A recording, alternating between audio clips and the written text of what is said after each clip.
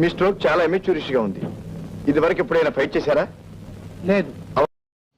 Hi guys, welcome to Kick Kalyan Dev vlogs.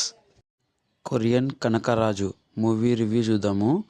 నేను ఈ మూవీని టీజర్ కానీ, ట్రైలర్ కానీ, సాంగ్స్ కానీ ఏమీ చూడలేదు. 0 ఎక్స్పెక్టేషన్స్తో పోయినాను.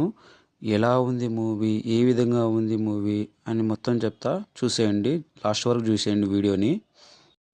ఈ మూవీలో 2 హీరోలను చెప్పుకోవాలి.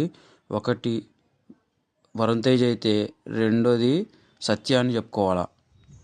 సత్యాన్ని తీసేసి ఈ మూవీని చూడాలి అనుకుంటే లేదు. ఈ మూవీ 2 hours 45 minutes ఉంటుంది.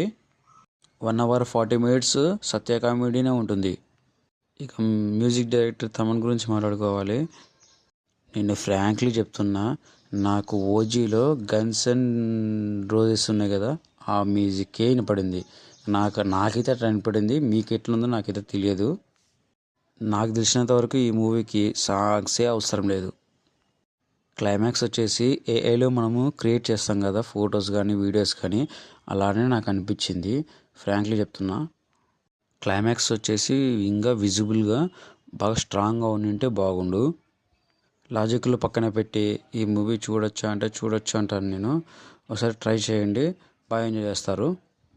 వరుణ్ తేజ్ గారు హిట్ కొట్టారా అంటే యావరేజే అనిపిస్తుంది. ఇది నా ఒపీనియన్. మీరు కూడా ఈ మూవీని చూసారా, ఎలా ఉందో కామెంట్ చేయండి. ఈ వీడియో కానీ నచ్చినట్టయితే లైక్, షేర్, కామెంట్, సబ్స్క్రైబ్ చేయండి.